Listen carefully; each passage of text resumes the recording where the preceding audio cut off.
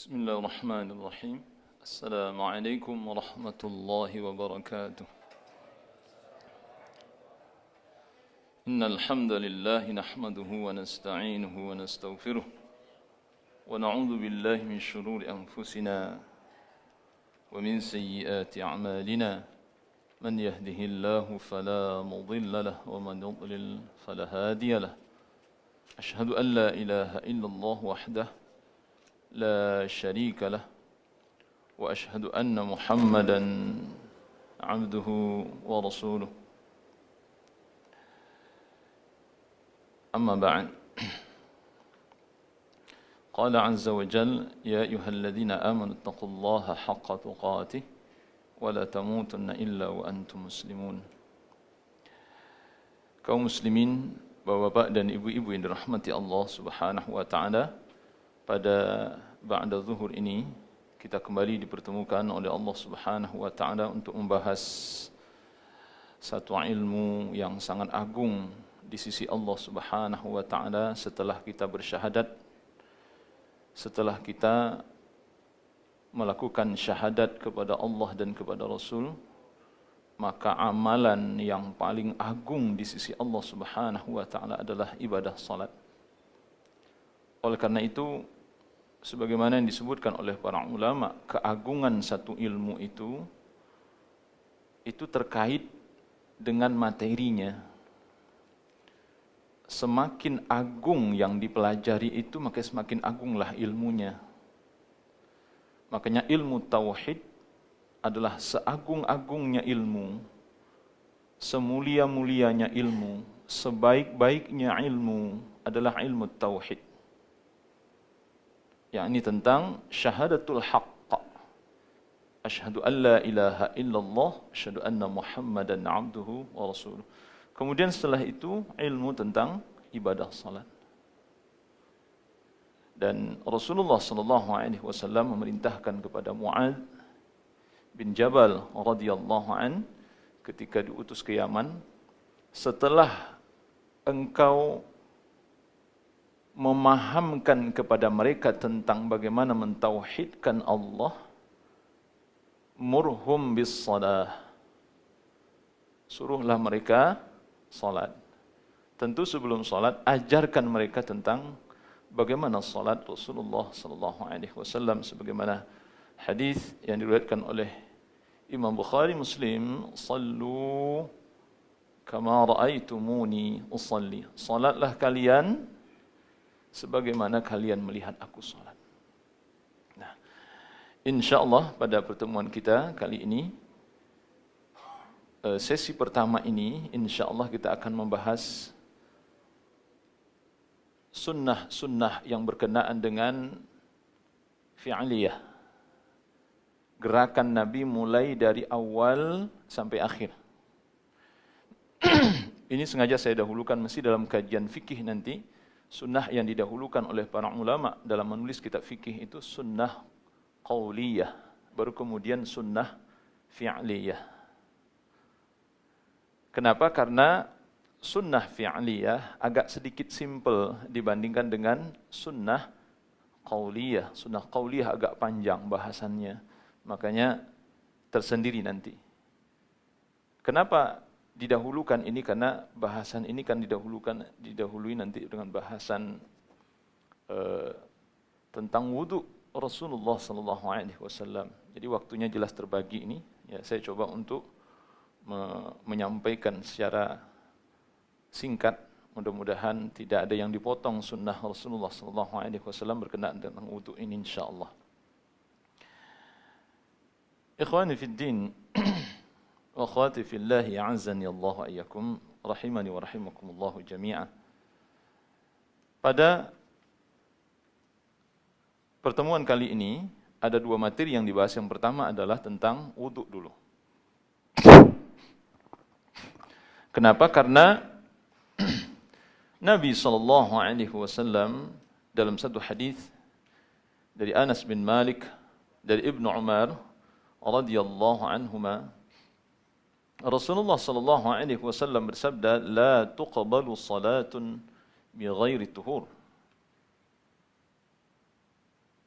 tidak akan diterima solat tanpa bersuci. Artinya suci adalah kewajiban yang mengiringi kewajiban solat itu. Dalam kaidah usuliyah disebutkan amrun bisyai' amrun biwasailih. Perintah Allah terhadap sesuatu itu berarti juga perintah terhadap jalan-jalan yang menyampaikan terhadap sesuatu itu.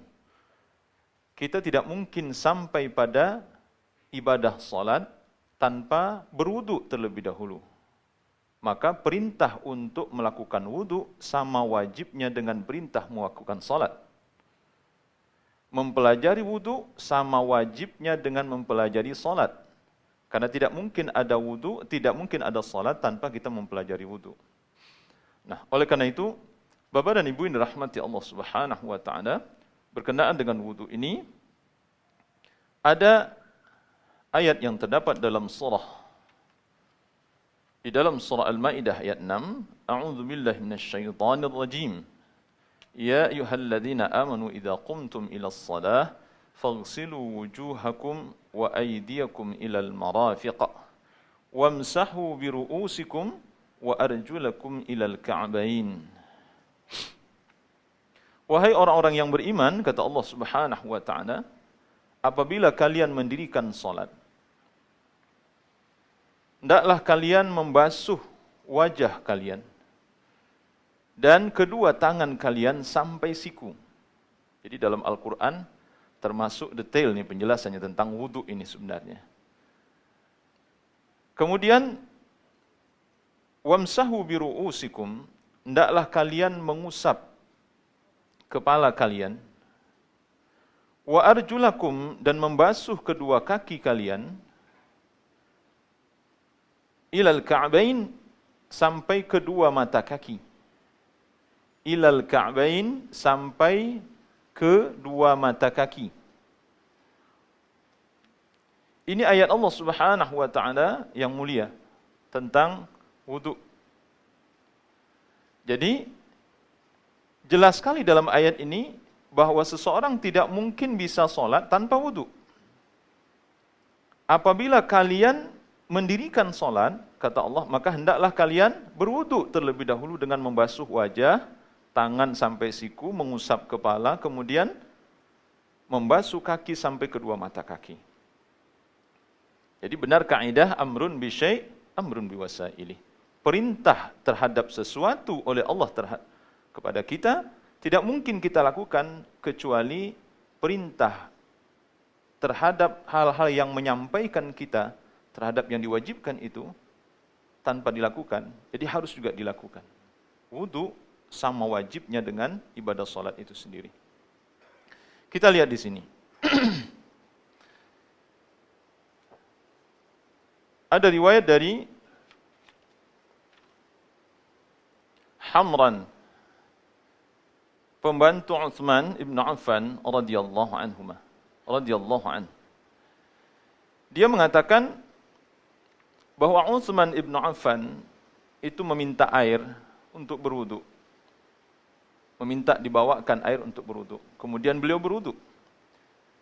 Faghasala kaffaihi thalatha marrat. Kemudian beliau mencuci, Utsman ibn Affan membasuh kedua tapak tangan beliau sebanyak 3 kali. Thumma madmadah. Kemudian Utsman berkumur-kumur. Berkumur-kumur, wastanthar, kemudian melakukan istinthar. Istinthar itu mengeluarkan air dari hidung. Tentunya tidak mungkin air dikeluarkan dari hidung tanpa memasukkannya ke dalam hidung. Jadi berkumur-kumur, kemudian beristinthar. Istinthar itu maksudnya air yang ada dalam hidung kemudian dikeluarkan. Memasukkan ke dalam hidung itu namanya istinsyak. Sedangkan mengeluarkan yang disebut oleh para ulama itu istinthar. Mengeluarkan dari hidung kita itu namanya istinthar. Kemudian beliau radhiyallahu an, thumma ghasala yadahu al-yumna ila mirfaq 3 marrat. Kemudian beliau membasuh tangan kanan beliau sampai siku sebanyak 3 kali. Demikian juga membasuh tangan kiri beliau sampai siku sebanyak 3 kali. Thumma qala, ra'aitu Rasulullah sallallahu alaihi wasallam, aku melihat Nabi sallallahu alaihi wasallam, ya. Thumma masaha ra'sah. Kemudian beliau mengusap kepala beliau. Thumma ghasala rijlahul yumna ilal ka'bain. Kemudian membasuh kaki kanan beliau sampai mata kaki. Demikian juga kaki kiri sampai ke mata kaki. Ini dijelaskan betul ya, karena ayat Al-Quran tadi menyebutkan ilal ka'bain. Bapak dan Ibu, ini satu peringatan keras bagi kita yang terkadang merasa cukup dengan wudhu kita yang kita lakukan selama ini. Siku entah basah, entah tidak. Ya. Kita membasuh muka ini entah basah semuanya, entah tidak. Kita membasuh kaki entah sampai ke mata kaki atau tidak. Kan ada orang yang tidak peduli dengan hal-hal yang seperti itu. Yang penting dia mengatakan saya sudah wudhu. Nah, oleh karena itu, Utsman ibn Affan radhiyallahu an, beliau mengatakan ra'aitu Rasulullah sallallahu alaihi wasallam tawadda'a nahwa wudu'i hadza. Aku melihat Nabi berwudu seperti wudu yang aku lakukan saat ini. Nah, ini ada penjelasan yang saya kira penting ya tentang hal ini. Pertama, membasuh wajah. Jelas kalau kita pertama sekali wudu itu niat. Niat yang pertama sekali, niat dulu. Kemudian yang kedua membaca tasmiyah. Bismillah. Bapak dan Ibu, saya ingatkan kembali, jangan lupa baca tasmiyah. Bismillah. Jadi ketika kita mau berwudu, saya kira sebelum kita membasuh kedua telapak tangan kita, atau ada yang mengatakan nanti setelah kita membasuh kedua telapak tangan, baru kemudian nanti kita bertasmiyah. Tasmiyah itu bismillah. Bacaan bismillah. Bacaannya seperti itu. Sebagaimana yang disampaikan oleh para ulama, jadi bacaannya tidak sampai bismillahirrahmanirrahim, tapi cukup bismillah, begitu saja. Sama seperti kita makan. Bapak dan Ibu kalau makan, baca apa biasanya? Allahumma barik lana. Bismillah. Jadi kalau Bapak Ibu lihat nanti hadisnya, para ulama sepakat mengatakan Nabi cuma baca bismillah. Jadi bacaan mau makan, mau minum itu bismillah. Bismillah. Mau makan, bismillah. Begitu saja kalimatnya. Wudu sama bismillah. Nah, setelah bismillah, kemudian ini syarat sahnya wudu disebutkan oleh para ulama. Wudu yang dilakukan itu harus urut. Sesuai dengan ayat. Muka dulu, kemudian tangan, kemudian kepala, baru kemudian terakhir nanti kaki. Jangan dibalik itu maksudnya. Enggak ada ulama mengatakan tidak sah wudu kalau ada yang berwudu mulai dari kaki dulu, atau mulai dari tangan dulu misalnya. Tidak sah wudunya. Menyalahi Al-Quran dan Sunnah. Oleh karena itu, para ulama mengatakan ini adalah syarat sahnya wudu. Nah, membasuh wajah, ghuslul wajah, wa minhu al-madmadah wal istinsyaq. Ketika membasuh wajah, ini nanti diuraikan oleh Syekh dijelaskan oleh Syekh Abdul Azim bin Badawi hafizahullah. Ya, dalam kitab Wajiz, saya kira Bapak dan Ibu yang mengikuti kajian-kajian sunnah dari ustaz-ustaz yang selalu menyampaikan hadis-hadis Nabi SAW, kitab ini tidak asing sebenarnya, karena isinya betul-betul Al-Quran dan sunnah. Beliau menjelaskan tentang kenapa berkumur-kumur dan beristinsyaq itu bagian dari wudu yang tidak bisa dipisahkan. Sehingga nanti beliau mengatakan wajib hukumnya berkumur-kumur dan istinsyak. Dalam tafsir Imam Ibn Katsir rahimahullah, itu beliau mengatakan wajah yang dimaksud di situ itu termasuk lubang hidung dan lubang mulut kita. Dari mana kita tahu wajah termasuk lubang mulut dan lubang hidung? Karena Nabi SAW itu sepakat seluruh ulama tidak pernah meninggalkan madmadah, berkumur-kumur dan beristinsyak. Ini perlu diingat Bapak dan Ibu. Saya tidak masuk kepada wilayah perbedaan pendapat ulama, karena banyak sekali perbedaan pendapat ulama tentang hal ini. Dan kalau kita lihat dalil-dalilnya itu hampir tidak ada yang tegas gitu, dalil-dalilnya. Tapi ini tegas sekali. Disebutkan oleh para ulama, Nabi tidak pernah meninggalkan madmadah dan istinsyak. Apa itu? Berkumur-kumur dan memasukkan air ke hidung. Jadi sebelum berwudu, Bapak dan Ibu jangan lupa, setelah mencuci tangan kita sebanyak 3 kali, kemudian sebelum kita membasuh wajah luar ini, maka basuhlah wajah bagian dalam dulu, yakni dalam mulut dan dalam hidung. Dalam mulut dan dalam hidung. Dan ini tidak pernah ditinggalkan oleh Rasulullah SAW setiap kali berwudu. Oleh karena itu, sebagaimana dicontohkan oleh Rasulullah SAW, nanti ada riwayat dari Ali bin Abi Thalib, beliau mengambil air dengan tangan kanannya, kemudian memasukkan ke dalam mulut dan ke dalam hidung secara bersamaan. Air yang di dalam mulut, beliau berkumur-kumur dengannya, kemudian air yang dalam hidung, beliau tahan dengan tangan kirinya. Kalau Bapak dan Ibu melakukan istinsyak dengan benar, kita merasakan perih di sini. Perih di sini. Dan ini tidak pernah ditinggalkan Nabi SAW setiap kali berwudu. Oleh karena itu, kata beliau, berdasarkan amalan Rasulullah SAW, itulah yang dimaksud dengan wajah. Jadi wajah yang kita fahami selama ini bukan hanya sekedar wajah luar ini saja, tapi berdasarkan sunnah, berdasarkan tuntunan Nabi, termasuk wajah itu lubang mulut kita ini, dalam lubang hidung. Nah, oleh karena itu, sekali lagi saya ingatkan kepada Bapak dan Ibu, jangan meninggalkan berkumur-kumur dan beristinsyak. Karena Nabi SAW tidak pernah meninggalkan itu. Inilah yang paling kuat berdasarkan sunnah. Yang kedua, disebutkan mashur ra'si kulli. Mengusap kepala seluruhnya.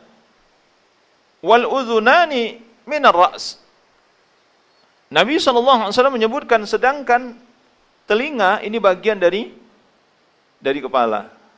Oleh karena itu, terlepas dari perbedaan pendapat, kalau kita merujuk kepada hadis Nabi SAW itu tidak pernah meninggalkan mengusap daun telinga beliau. Dengan cara apa? Mari disebutkan dalam satu hadis, beliau SAW memasukkan kedua sabahnya, dua telunjuk beliau ke dalam dua lubang telinga. Kemudian telunjuk beliau ini membersihkan bagian dalam daun telinga. Makanya orang yang sholat itu seharusnya telinganya bersih sekali. Orang yang sering sholat, perhatikan telinganya bersih sekali. Itu bukan karena mandi saja, karena wudu. Karena tidak pernah meninggalkan. Masuk ke dalam lubang telinga, kemudian membersihkan daun telinga ini bagian dalam. Bagian luarnya itu dengan jempol beliau. Gitu. Dan ini dilakukan setelah mengusap kepala. Bapak dan Ibu yang dirahmati Allah Subhanahu wa taala. Ini teguran untuk kita yang masih berwudu hanya mengusap ubun-ubun saja. Masih ada dari Bapak Ibu yang hanya mengusap ubun-ubun? Wudu cuman gini doang? Masih ada, Pak? Enggak, maksud saya tidak perlu dijawab, tapi kalau Pak masih ada yang melakukan ini, rubahlah. Enggak ada tuntunan dari Nabi SAW. Enggak ada contoh dari Nabi. Kalaupun itu ada pendapat, hanya pendapat. Dan dalilnya pun enggak kuat. Dalilnya enggak kuat. Hanya pendapat. Kita mau ngikut pendapat atau ngikut hadis? Hadis Nabi, enggak pernah Nabi mencontohkan hanya ubun-ubun saja. Coba lihat hadisnya. Ketika Nabi mengusap ubun-ubunnya, maka beliau mengusap al-amamah, sorbannya sampai ke belakang. Jadi Nabi itu mengusap kepala, ada 3 contohnya. Yang pertama, beliau mengusap kepala secara keseluruhan tanpa ada sorban di atas kepala beliau, dari depan sampai ke belakang. tarik lagi ke depan, kemudian memasukkan jari telunjuk beliau ke dalam lubang telinga beliau, kemudian membersihkan bagian daun dalam telinga dan jempol bagian luar.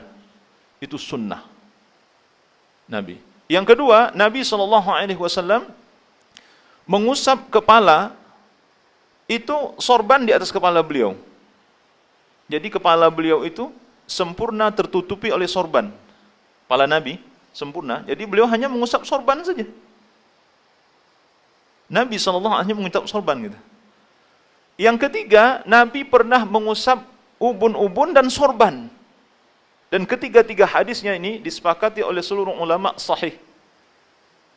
Kita perhatikan hadis yang ketiga, Nabi mengusap ubun-ubun dan sorban.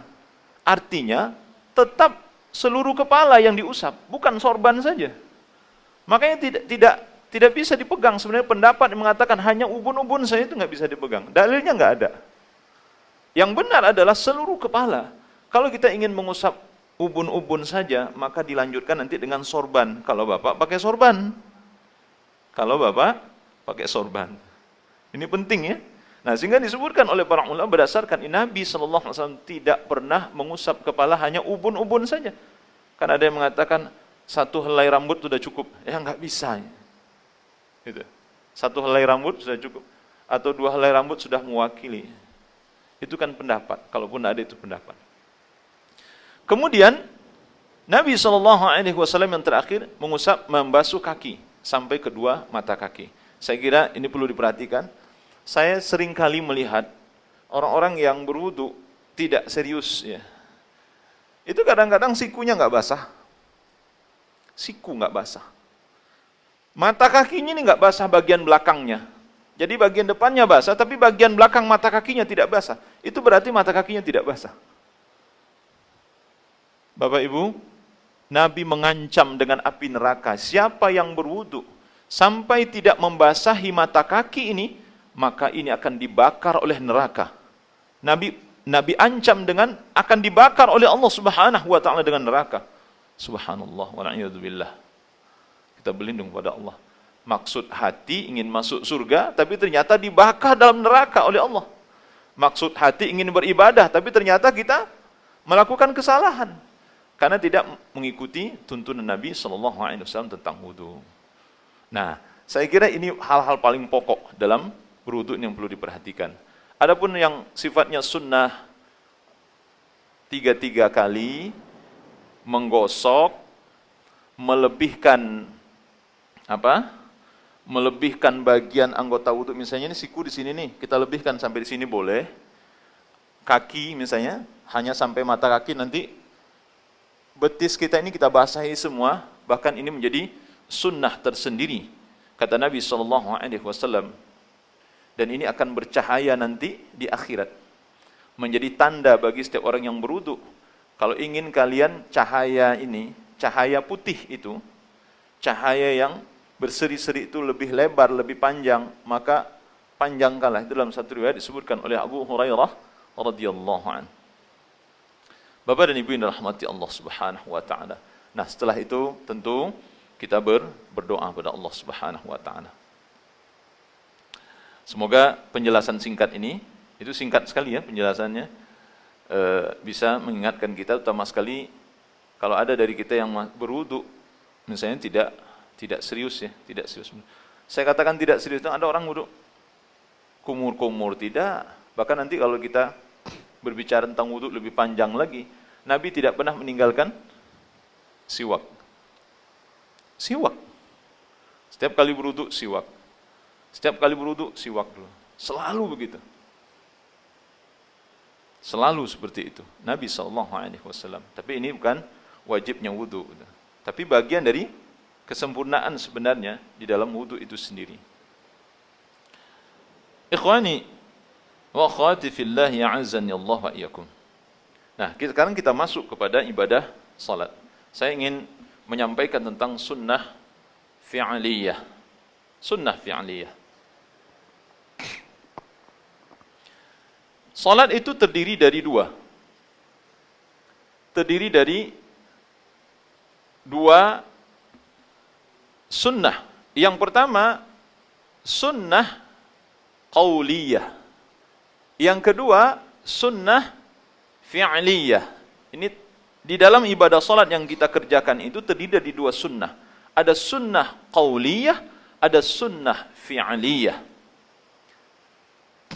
Kalau kalimatnya seperti ini, Bapak dan Ibu masih memahami kata-kata sunnah ini dikerjakan berpahala, ditinggalkan tidak berdosa? Itukah makna sunnah dari yang saya sampaikan? Orang kita kan gini. Jadi, nggak usah ikut si anu itu katanya. Dia ngurusin yang sunnah aja kerjanya. Kita dibilang nggak sunnah, ini nggak sunnah. Dia yang sunnah yang dia urusin ya. Kita ngurusin yang wajib katanya. Berarti dia nggak paham. Yang kita maksudkan bukan hukum sunnah, bukan itu yang kita maksudkan. Sunnah di sini artinya contoh. Ada contoh fi'al, ada contoh qauliyah, ada contoh fi'liyah. Ada contoh dari Nabi SAW berupa perkataan-perkataan yang terurai dari lidah-lidah beliau yang mulia. Baik ayatnya, zikirnya, doanya, maupun contoh dari Nabi SAW berupa perbuatan gerakan-gerakan beliau mulai dari mengangkat tangan, bersedekap, ruku', i'tidal sampai terakhir. Itu namanya contoh. Perbuatan Nabi SAW dan ini disebut dengan sunnah. Man sanna fil Islam sunnatan hasanatan falahu ajruha wa ajru man amila biha min ba'dihi. Siapa yang mencontohkan satu contoh kebaikan dalam Islam, sunnah, Nabi nyebut sunnah, maka dia mendapat pahala dari contoh itu. Dan pahala orang yang mengikuti contoh itu min ghairi ayyanqasa min ujurihim syai'an, tanpa mengurangi pahala orang-orang yang mengikuti ini sedikit pun. Jadi sunnah itu contoh artinya. Teladan yang diberikan oleh Nabi SAW. Kita mulai dari berdiri. Bapak dan Ibu yang dirahmati Allah Subhanahu wa taala. Sunnah yang pertama pada saat kita berdiri salat, Bapak dan Ibu yang dirahmati Allah Subhanahu wa taala, kita wajib berdiri, yang mampu ya, wajib berdiri dengan benar. Bagaimana benarnya berdiri? Yang pertama, dengan menghadap kiblat, meluruskan kaki. Kedua, telapak kaki kita letakkan dengan lurus. Luruskan. Menghadap kiblat. Ada satu asar dari Imam Nafi' rahimahullah. Beliau meriwayatkan salat Ibnu Umar radhiyallahu anhuma, guru beliau. Wa kana Ibnu Umar, adalah Ibnu Umar, idza shalla, apabila beliau mendirikan salat, istaqbala kulla syai'in, maka Ibnu Umar radhiyallahu anhuma menghadapkan semua anggota tubuh beliau ke kiblat. Jadi semua anggota tubuh dihadapkan. Hatta bina'laihi. Apa kata Imam Nafi'? Sampai kedua sendal beliau itu dihadapkan ke kiblat. Artinya begini. Ini perlu jadi perhatian Bapak dan Ibu. Saya ingatkan. Coba periksa. Bapak dan Ibu sholat, kaki ngadapnya kemana? Sudahkah lurus begini? Ini dulu, ini sunnah awal. Sunnah fi'aliyah. Kalau kaki masih begini, berarti kita nggak ngikut Nabi. Nggak ngikut Rasulullah, nggak ikut sahabat. Saya selalu mengingatkan. Berdiri dalam sholat itu berdiri. Gini, Bapak dan Ibu. Ada dari Bapak yang saya minta tolong dipraktekkan di sini. Ada nggak yang? Ya, tafadhal ya akhi, insyaallah. Jazakallah. Nah, ngadep sana aja Pak, biar kelihatan saya kira gitu. Jadi, nah itu yang saya maksudkan. Ini yang dimaksudkan dengan sunnah, menghadapkan kaki ke kiblat. Hatta bina'laihi, sampai kedua sendalnya itu dihadapkan ke kiblat. Jangan difahami nanti sendalnya terpisah dari kakinya ya. Jadi kan sendalnya yang dimaksud di sana, bukan itu Pak maksudnya. Ini yang dimaksud bahwa Ibnu Umar pakai sendal pada saat itu. Karena Rasulullah dan para sahabat itu sering pakai sepatu, pakai sendal kalau sholat. Bukan beda dengan masjid kita. Kalau kita pakai karpet, dulu zaman Rasulullah nggak ada karpetnya. Itu cara berdiri yang benar, insya Allah. Jadi kaki kedua-duanya hadap kiblat. Kemudian sunnah berikutnya, berdasarkan hadis Nabi SAW, kita diperintahkan untuk menghadap ke sutrah. Nah, jadi apa misalnya kalau kita ambil sutrah? Kalau bapak dan ibu masuk masjid, ini sunnah fi'liyah ya, sunnah fi'liyah. Bapak ibu masuk masjid, mau salat apa? Tahiyatul masjid atau salat rawatib. Maka bapak dan ibu diharuskan menghadap sutrah. Apa sutrah?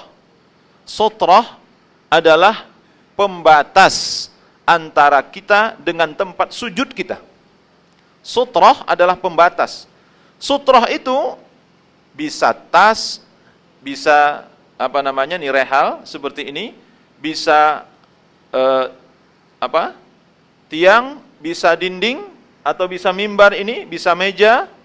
Pokoknya yang membatasi antara kita dengan tempat sujud kita, supaya orang tidak lalu lalang di hadapan kita. Ini berdasarkan hadis Nabi SAW. Kata Nabi SAW, "Idza shalla ahadukum falyusalli ila sutrah." Apabila kalian salat, maka hendaklah menghadap ke sutrah, kata Nabi. Wal yadnu minha, dan mendekat kepadanya. La yaqta'u syaitanu alaihi salatah, agar salatnya tidak dipotong oleh syaitan. Jadi orang yang lewat di depan kita, Pak, itu Nabi mengatakannya syaitan. Maka dalam satu hadis kata Nabi, la salata la tusalli illa ila sutrah wa la tada' ahadan yamurru baina yadaik fa in aba falyuqatilhu fa inna ma'ahu qarin. Kata Nabi SAW, janganlah kalian salat kecuali menghadap ke sutrah, dan jangan engkau biarkan ada orang yang berdiri lewat di hadapanmu. Kalau ada yang bangkang, tidak mau diingatkan lewat depan kita, Pak. Apa kata Nabi? Maka cegahlah dengan cara memukulnya, mendorongnya.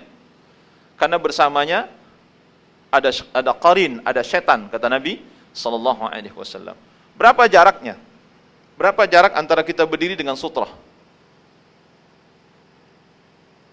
Salasata azra'. Ini dari Bilal bin Rabbah radhiyallahu an, meriwayatkan dari Nabi SAW, bahwa Nabi SAW berdiri beliau ini dengan sutrah itu sepanjang salasata azra', 3 hasta.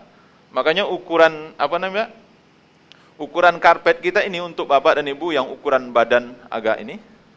Mohon maaf Pak, coba antum ini ukur berapa ada 3 hasta atau tidak nih? Dari antum berdiri sampai sana 3 hasta.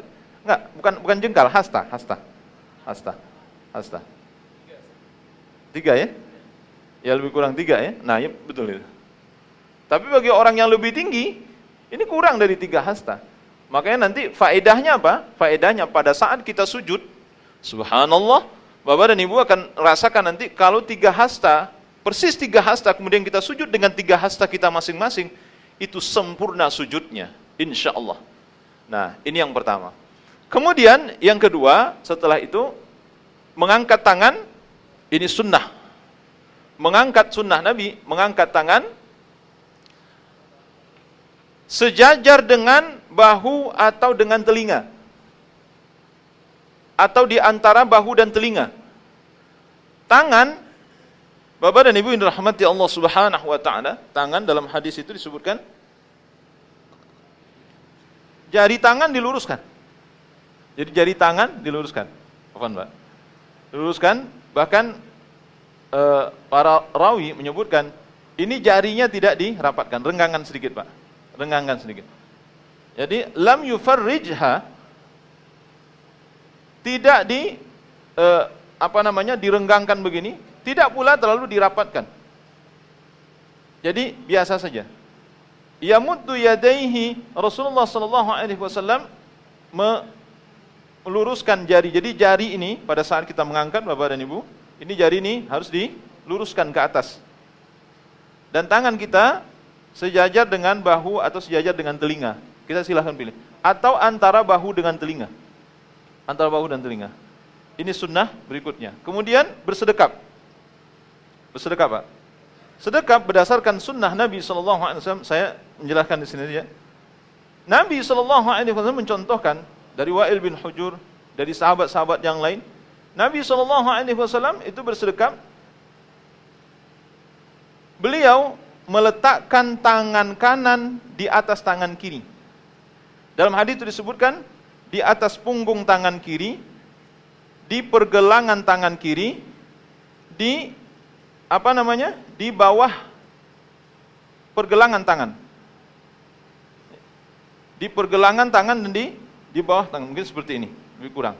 Dalam hadis ada beberapa hadis nanti menjelaskan ini. Jadi Nabi SAW bisa jadi seperti yang antum lakukan. Nah, begini, bisa jadi seperti ini, Pak. Posisinya. Atau dipegang, nah gitu. Kemudian di pergelangan tangan. Ini ada hadisnya. Jadi ala ruskhi was-sa'id. Rasulullah memegang pergelangan tangan kiri beliau, atau dalam hadis yang itu menggenggam. Kemudian bisa jadi beliau memegang bagian pergelangan tangan bawah. Was-sa'id. As-sa'id itu dimaknai oleh para ulama dengan pergelangan bagian bawah. Kemudian di mana ditaruh? Di dada. Di dada, Pak. Jadi kalau kita melihat hadis, Bapak periksa hadis Nabi tentang bersedekap. Enggak ada hadis yang sahih satupun menjelaskan selain di dada. Semua hadis yang menjelaskan tentang nanti kalau ada bersedekap di bawah pusar segala macam, ada yang bersedekap ini, Pak, bawah pusar. Hadis ini itu didhaifkan hampir seluruh ulama hadis. Enggak ada yang benar. Jadi kalau ada yang salat Allahu Akbar, tangan begini, ini hadisnya dhaif. Imam Ahmad, Imam Ibnu Hajar, Imam Nawawi, hampir semua imam hadis mendhaifkan. Enggak ada yang mensahihkan satu pun. Jadi tangan di dada. Wa yada'u ala sadri. Rasulullah meletakkan kedua tangan beliau di dada, di atas dada. Ini berlaku bagi bapak-bapak dan ibu-ibu. Sama dua-duanya, enggak ada bedanya. Bapak dan ibu. Nah, kemudian ruku'. Allahu Akbar. Apa, Pak? Nah, ruku', Bapak dan Ibu perlu perhatikan. Ini penting sekali perhatikan. Pertama, tangan dulu. Genggaman terhadap lutut. Cengkram. Jadi lutut itu ka'annahu qabidun 'alaihi Rasulullah, seakan-akan menggenggam, jadi menggenggam. Digenggam lutut. Jadi persis di lutut. Kalau ada yang ruku' nanti naruh tangannya di paha, ini salah. Ada yang tangan sini, salah. Ada enggak, Pak?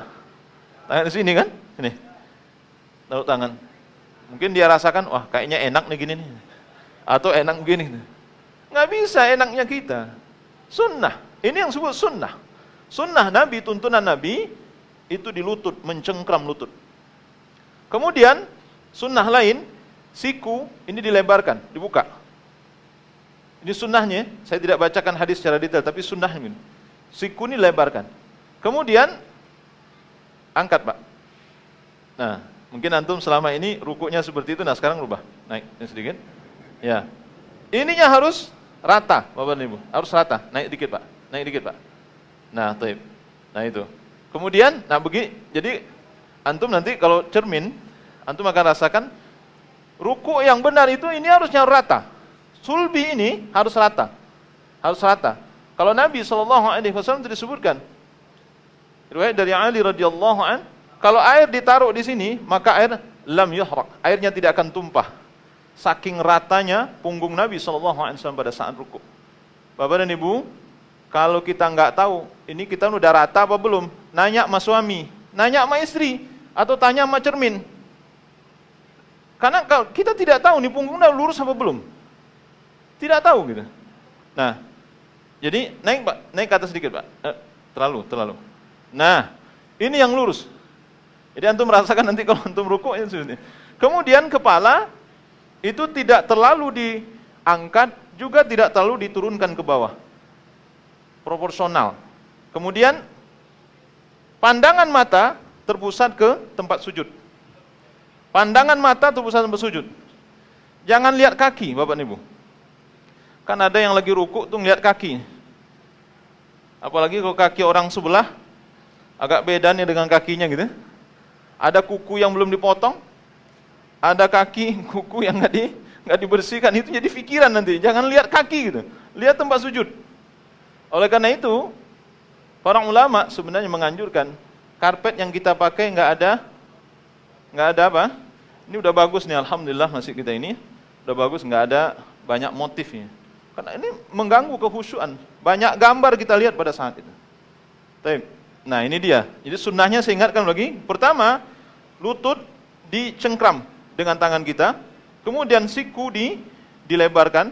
Jadi disebutkan dalam kitab Radul Murabba' itu, Nabi SAW seakan-akan membuat sayap. Seakan-akan membuat sayap. Jadi ini seakan bersayap gitu. Seperti mau terbang gitu. Itu Nabi SAW. Kemudian sulbi harus rata. Kepala tidak boleh terlalu mendongak ke atas dan tidak boleh terlalu ke bawah. Pandangan mata fokus ke tempat sujud. Ini sunnah. Sami Allahu liman hamidah. Ya, tangan diangkat seperti tadi kita takbiratul ihram. Sama seperti mau rukuk tadi, saya lupa tadi. Ini yang gerakan ya, fi'liyah.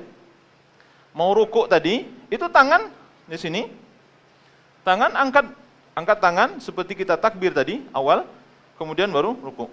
Demikian juga dengan i'tidal. Setelah rukuk, i'tidal, tangan diangkat persis sama seperti takbiratul ihram. Tingginya sama, modelnya sama. Jadi nggak ada yang berbeda. Kenapa ini saya sampaikan? Karena ada orang yang i'tidal gini, Bapak Ibu. Sami Allah liman hamidah. Tangan cuman gini. Malas banget gitu. Sami Allah liman. Sami Allah liman hamidah, tangan angkat lagi. Seperti tadi. Sami Allahu liman hamidah, tangan diangkat. Bagaimana kita takbiratul ihram? Itu. Ini sunnah. Karena nanti kalau kita lihat, ada 4 tempat yang Nabi tidak pernah meninggalkannya di dalam mengangkat tangan. Pertama, ketika takbiratul ihram. Yang kedua, ketika beliau akan rukuk. Yang ketiga, ketika beliau bangkit dari rukuk, yakni i'tidal, sami Allah liman hamidah. Yang keempat, Nabi mengangkat tangan setelah beliau tahiyat awal. Itu ingat itu Bapak dan Ibu. Ini tidak pernah ditinggalkan oleh Nabi SAW. Sehingga ulama mengatakan ini termasuk sunnah yang sangat ditekankan 4 hal ini. Mengangkat tangan pada 4 tempat ini. Pertama, takbiratul ihram. Yang kedua, pada saat kita akan rukuk setelah membaca ayat. Yang ketiga, setelah i'tidal. Setelah rukuk, i'tidal, sami Allah liman hamidah. Pada saat i'tidal. Yang keempat, setelah kita duduk tahiyat awal. Ngangkat tangan, kemudian sujud. Allahu Akbar. Nah, apa yang Bapak perhatikan? Apa yang Bapak Ibu perhatikan dari sujud? Bapak dan Ibu yang dirahmati Allah Subhanahu wa taala, berdasarkan sunnah. Ini terlepas dari perbedaan pendapat para ulama, saya menyampaikan sunnahnya. Berdasarkan hadis yang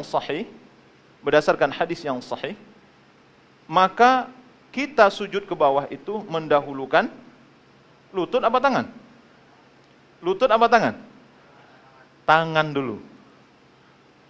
Nah, saya tidak menuntut keras Bapak dan Ibu untuk mendahulukan tangan dulu. Tetapi berdasar, kalau Bapak Ibu tanya ke saya baca kitabnya, ada kitab.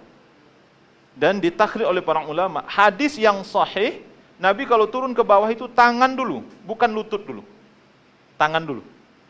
Nah ini penting ya. Sehingga turunnya itu Allahu Akbar, tangan dulu. Baru kemudian lutut. Sebagian dari kita selama ini lutut dulu kan? Allahu Akbar. Baru tangan. Gitu. Nah, yang sahih, hadis yang sahih itu adalah tangan dulu. Baru kemudian lutut. Kemudian seperti yang saya katakan tadi, pada saat sujud ini perlu Bapak Ibu perhatikan. Kenapa Nabi SAW sebagaimana dijelaskan oleh Bilal bin Rabbah, itu antara beliau berdiri dengan sutrahnya sepanjang 3 hasta. Thalathata adhra'. Karena ini untuk kepentingan sujud sebenarnya. Untuk kepentingan sujud. Apa kepentingan sujud? Bapak dan Ibu perhatikan di sini. Saya jelaskan. Dalam kitab Raudhul Murabba' wa Hasyiyatuh, ini juga dikutip oleh Syekh Abdullah bin Abdurrahman Al-Bassam dalam kitab Tawdihul Ahkam min Bulughul Maram. Beliau menjelaskan Nabi SAW sujudnya itu beliau memisahkan antara, Bapak Ibu perhatikan, memisahkan antara betis beliau dengan paha, paha beliau dengan perut. Ini Bapak Ibu perhatikan. Jadi kalau kita sujud masih nggak beradu semua, masih nempel semua, berarti sujud kita tidak ngikut sunnah sebenarnya. Saya ulangi itu. Kalau Bapak Ibu sujud, paha ma betis, betis ma paha perut, ya kan? Kemudian tangan masih nempel, kita belum ngikut sunnah. Saya ingatkan itu. Jadi sunnahnya Nabi memisahkan antara betis dengan paha, paha dengan perut, perut dengan tangan beliau. Jadi posisi tangan persis seperti ini. Tangan. Jadi tangan dilebarkan, siku diangkat oleh beliau dan dilebarkan. Dan siku ini ukurannya antara bahu dengan telinga. Sama seperti kita takbir tadi. Jadi tangan, Mbak? Tangan luruskan kiblat. Jari tangan dirapatkan dan luruskan kiblat. Jari tangan dirapatkan dan luruskan kiblat. Ini sujud. Ya. Nah, kemudian ini yang tidak kalah pentingnya, pada saat sujud, ini anggota sujud ya, saya sebutkan. Pertama wajah. Wajah itu meliputi hidung. Jadi jangan sampai ada Bapak dan Ibu yang hidungnya tidak nempel ke tempat sujud. Jangan sampai. Bahkan Nabi SAW mengatakan tidak sempurna sholat seseorang yang hidungnya tidak nempel ke tempat sujud. Berarti hidung harus nempel, tidak boleh tidak nempel. Harus. Ini wajah. Yang kedua, tangan kanan, tangan kiri. 3. Wajah 1, tangan kanan, tangan kiri, jadi 3. Kemudian lutut kanan, lutut kiri, jadi 4. Kemudian ujung kaki kiri, ujung kaki kanan, kaki kiri, menjadi 7. Jadi kata Nabi SAW, sujud, para sahabat menjelaskan Nabi sujud di atas 7 anggota sujud. Yang 7 itu seperti yang dijelaskan tadi, muka, kening, dan hidung. Kedua telapak tangan, kedua lutut, dan kedua kaki. Posisi kaki, Bapak dan Ibu, ini perlu diperhatikan ya. Posisi kaki, apa Mbak? Supaya bapaknya bisa lihat. Kaki antum ngadepnya sini. Mohon Mbak. Ini butuh pengorbanan nih kayaknya ya. Nah, ini Pak, ini yang maksud saya. Jadi kaki, Bapak dan Ibu yang dirahmati Allah Subhanahu wa taala, laki-laki dan perempuan sama, enggak ada bedanya. Enggak ada bedanya. Kaki harus dirapatkan begini. Tumit dipertemukan. Ini hadis dari Ummul Mukminin Aisyah radhiyallahu anha bahwa Nabi ketika sujud itu merapatkan tumit beliau sallallahu alaihi wasallam. Nah, jadi tumit dirapatkan begini, jangan dibuka. Coba nanti perhatikan, ada orang yang sujud, kakinya buka. Pada sujud, kakinya dibuka. Iya, dibukanya. Ini salah. Ini praktek yang keliru. Gitu. Yang benar adalah dirapatkan. Nah, dengan merapatkan. Ini. Kemudian, jari kaki hadapkan kiblat. Kunci. Jari kaki ini ditekuk kemudian menghadapkan kiblat. Jari kaki. Sampai begitu penjelasan sahabat melihat. Jadi, sallu kama ra'aitumuni usalli. Salatlah kalian seperti kalian melihat aku salat. Benar-benar diperhatikan oleh sahabat sampai-sampai kaki Nabi di mana, tumitnya di mana, betisnya di mana, kemudian siku Nabi di mana. Sallallahu alaihi wasallam. Bapak dan Ibu yang dirahmati Allah. Nah, ini sujud. Ini sujud. Kemudian duduk antara dua sujud. Allahu Akbar. Duduk antara dua sujud ini ada 2 berdasarkan sunnah. Pertama, ini duduk apa namanya? Duduk iftirash. Duduk iftirash. Nabi duduk di atas hamparan kaki kiri beliau. Kemudian kaki kanan itu diberdirikan. Dirikan. Coba berdirikan, Pak. Ini kurang berdiri sebenarnya kaki antum. Ya, bisa. Kalau Bapak Ibu nggak biasa, ini terasa sakit ini. Ini. Ya? Oh. Ya, ini misalnya, Anda tentukan. Nah, ini. Jadi ini kaki diberdirikan. Kaki ini diberdirikan, Bapak dan Ibu. Jadi bukan begini.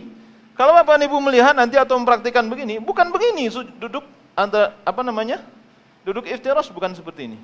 Apalagi begini. Apalagi begini. Hah?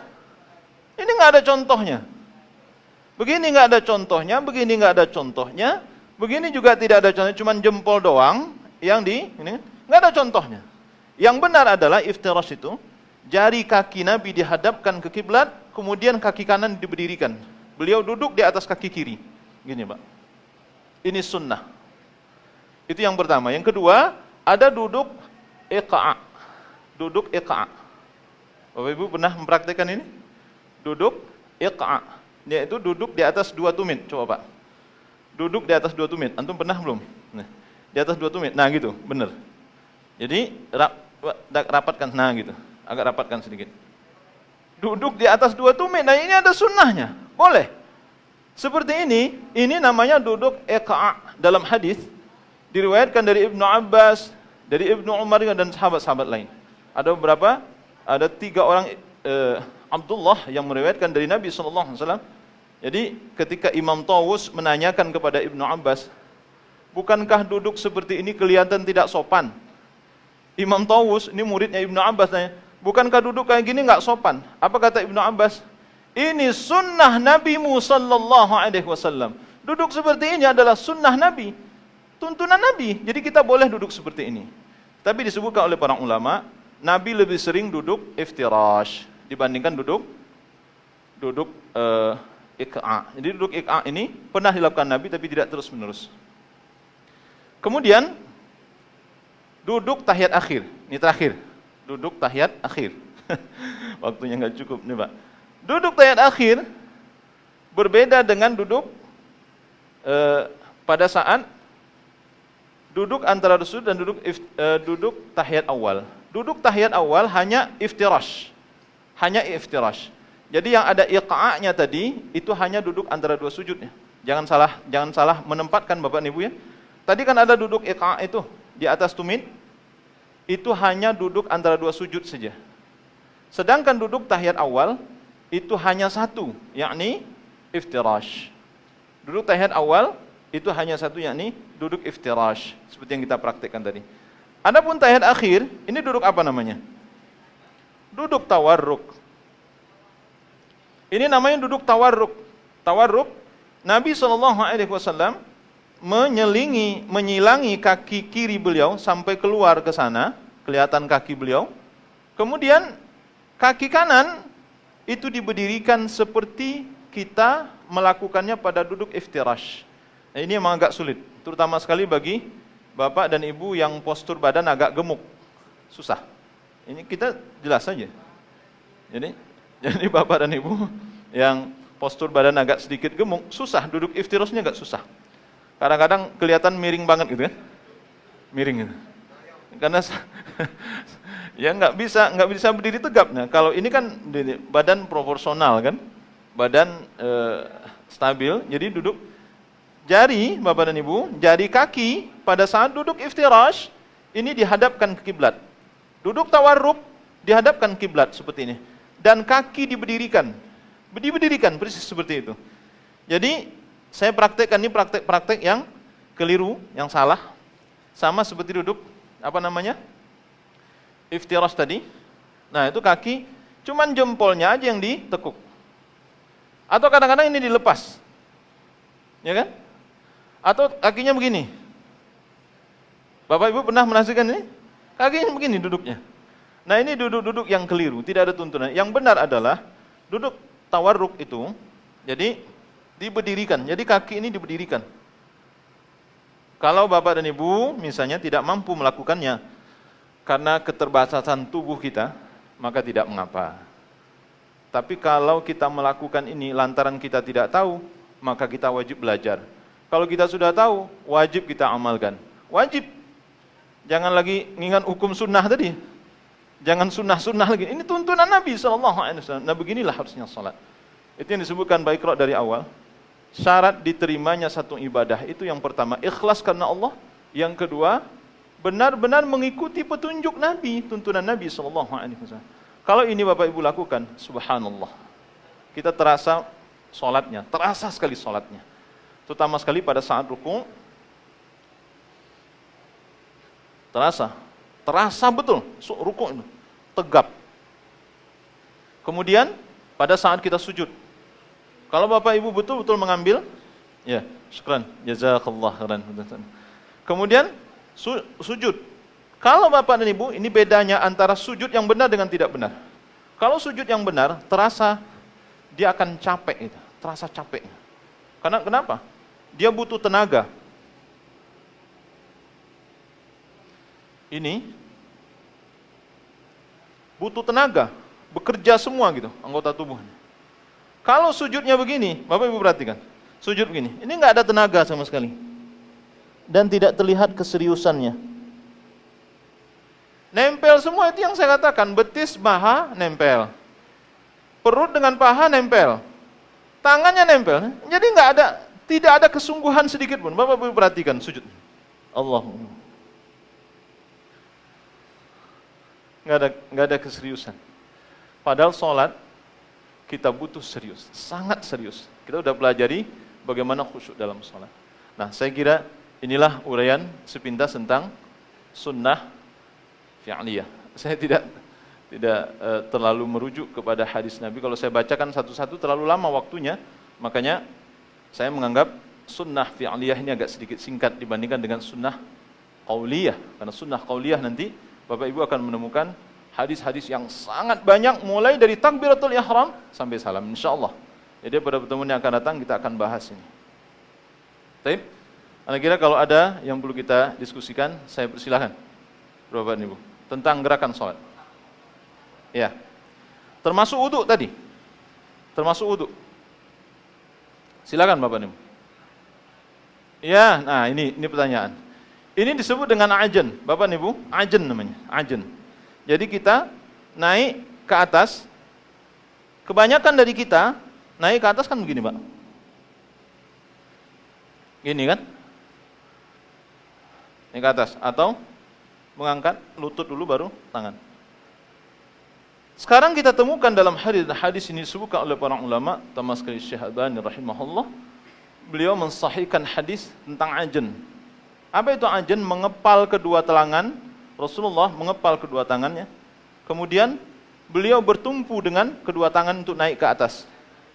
Ada yang mempraktekkan begini, kemudian naik ke atas. Tapi ada yang mempraktekkan begini. Kalau saya sebenarnya lebih cenderung, karena disebutkan beliau bertumpu dengan kedua tangan yang dikepal oleh beliau itu untuk naik ke atas, berarti beliau begini. Jadi pakai ajen naik. Adakah sunnah? Ada sunnah. Betul Pak. Itu hadisnya sahih.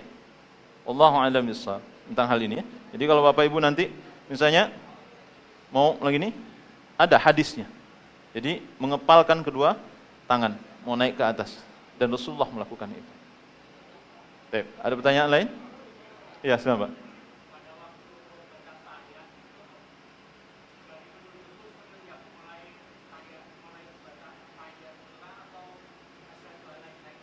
Iya.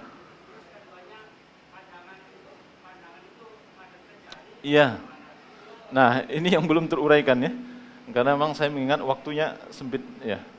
Jadi, pertanyaan Bapak ini penting sekali. Yang pertama, sebahagian dari kita menggerakkan telunjuk atau sebahagian dari kita baru memberikan isyarat telunjuk. Kapan? Ketika asyhadu an la ilaha illallah. Nah, baru nanti kita menginikan telunjuk kan? Menyiapkan telunjuk. Bukankah begitu, Bapak dan Ibu? Enggak, sebagian dari kita. Kalau Bapak Ibu tidak melakukannya, alhamdulillah, berarti Bapak Ibu sudah paham gitu.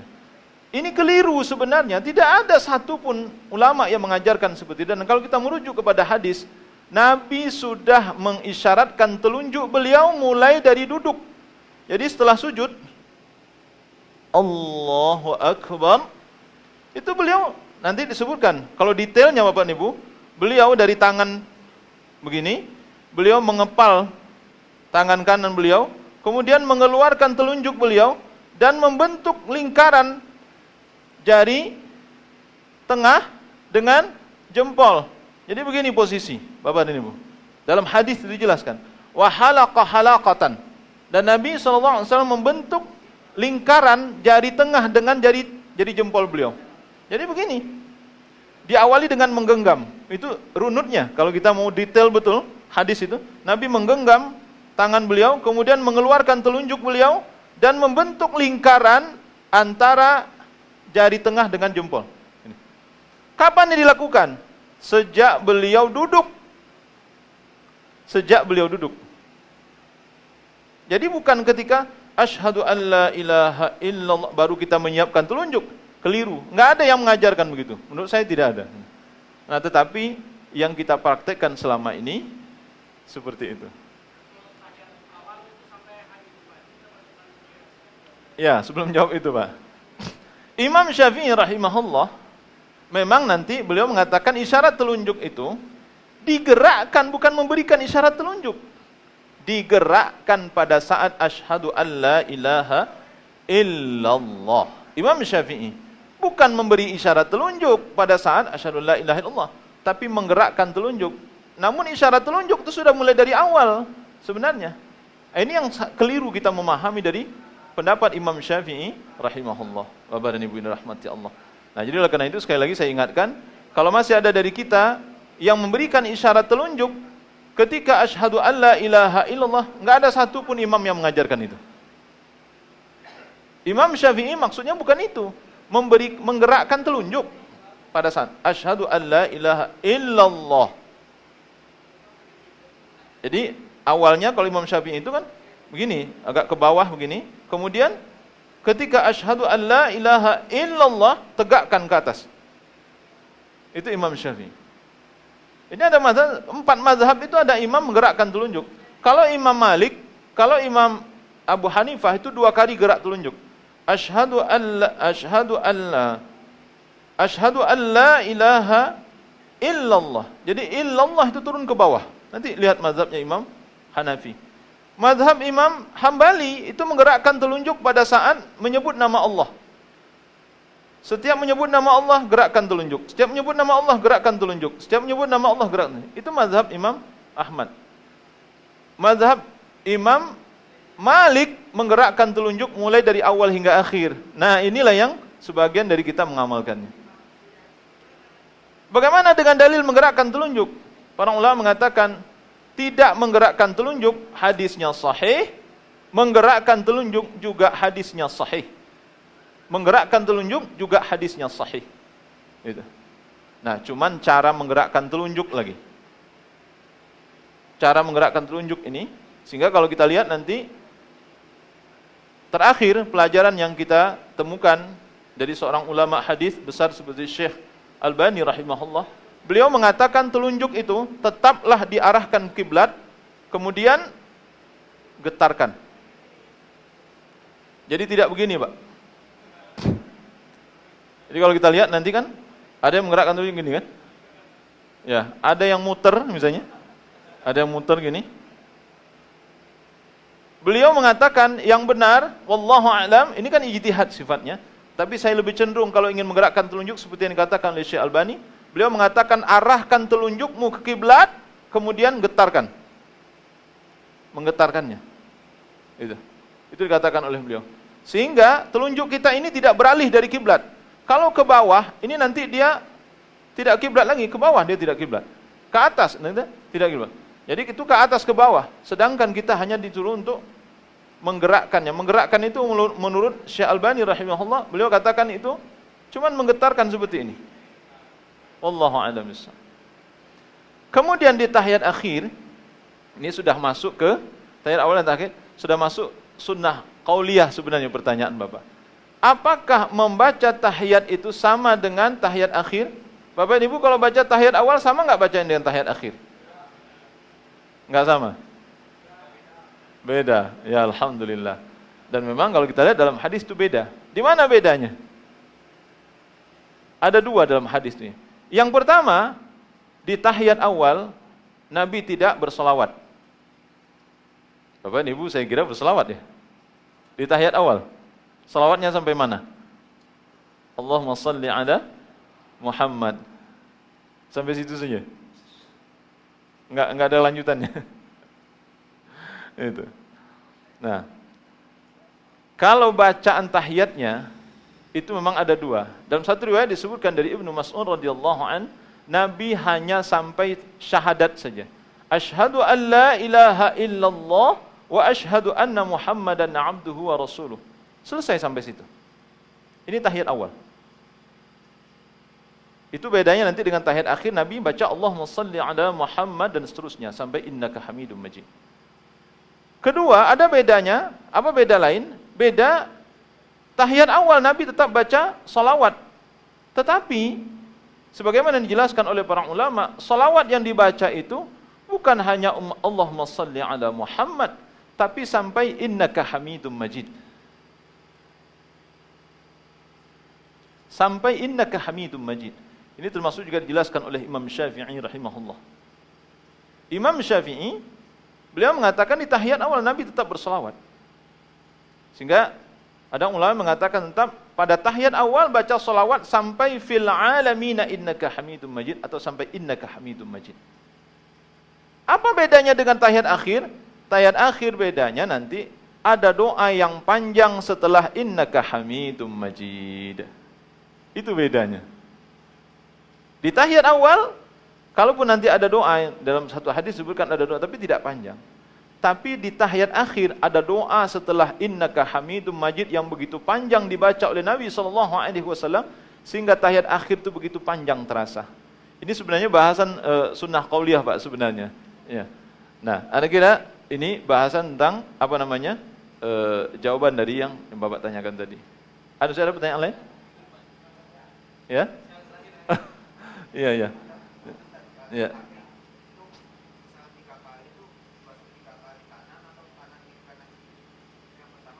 Iya.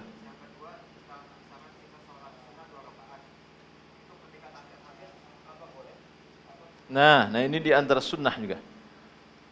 Baik. Pada saat wudu itu mencuci 3 kali itu maksudnya diselang-selingi kanan kiri kanan kiri kanan kiri atau kanan 3 kali kiri 3 kali. Yang mana yang benar? Kanan 3 kali kiri 3 kali. Jadi kalau kita lihat kanan 3 kali, jadi wa yaghsilu yadahul yumna ila mirfaq 3 marrat. Kan disebutkan membasuh tangan kiri, kata tangan kanan sebanyak 3 kali, baru kemudian nanti membasuh tangan kiri sebanyak 3 kali. Berarti selesaikan 3 kali 3 kali 3 kali, ini 3 kali 3 kali. Jadi bukan selang-seling satu, bukan begitu. Ya, Allahu a'lam bishawab. Kemudian yang kedua, mengenai duduk salat yang 2 rakaat. Bapak dan Ibu yang dirahmati Allah, ini penting ya. Ada 2 pendapat dalam hal ini. Yang pertama pendapat Imam Syafi'i, yang kedua pendapat Imam Hambali. Yang berkembang di tengah umat Islam ada 2 pendapat. Yang pertama, Imam Syafi'i mengatakan karena 2 rakaat itu 2 rakaat itu disebut juga tahiyat akhir, sedangkan dalam hadis nanti disebutkan Nabi duduknya duduk tawarruk pada rakaat yang terakhir. Wa fil akhirah, pada rakaat yang terakhir Nabi duduknya tawarruk. Sehingga di salat subuh, salat sunnah, salat Jumat, salat Id itu kalau menurut pendapat Imam Syafi'i tetap duduk tawarruk. Tawarruk namanya seperti duduk tahiyat akhir yang kita lakukan. Kemudian pendapat Imam Ahmad bin Hanbal berdasarkan hadis Nabi SAW, kalau rakaat salat itu 2, maka beliau duduknya iftirash. Maka Imam Ahmad bin Hanbal rahimahullah berpendapat dan ijtihad beliau mengatakan berdasarkan hadis itu, wa yaftarishu fi raka'atain. Rasulullah SAW duduknya iftirash kalau salat itu 2 rakaat. Mana yang benar dari 2 pendapat ini disebutkan oleh para ulama setelah ditarjih. Kedua-dua pendapat ini bisa diterima berdasarkan hadis. Jadi kalau Bapak Ibu misalnya sholat sunnah, tidak mesti duduk tawarruk, boleh duduk iftirash seperti ini. Kalau Bapak Ibu sholat subuh, boleh duduk iftirash seperti ini, seperti kita duduk tahiyat awal, seperti kita duduk antara 2 sujud. Ada sunnah, dan ini dipegang oleh sebagian ulama. Nah, jadi oleh karena itu, kalau Bapak Ibu nanti melihat ada orang sholat Jumat, sholat sunnah, masuk masjid, tahiyatul, qabliyah dan ba'diyah, sholat subuh, sholat Id, duduknya seperti ini, jangan disalahkan, ada sunnah. Jadi kedua-duanya bisa bisa dipakai. Wallahu a'lam bishawab. Saya kira cukup ya, insyaallah pada temannya. Saya kira Bapak Ibu pasti akan banyak pertanyaan setelah ini. Pada temuan yang akan datang kita akan membahas sunnah qauliyah insyaallah dalam salat. Semoga bermanfaat apa yang disampaikan ini, terutama sekali bagi ibadah salat kita. Semoga salat kita sesuai dengan tuntunan Rasulullah SAW. وصلى الله على نبينا محمد وعلى آله وصحبه وسلم تسليما كثيرا. سبحانك اللهم وبحمدك أشهد أن لا إله إلا أنت أستغفرك وأتوب إليك. السلام عليكم ورحمة الله وبركاته.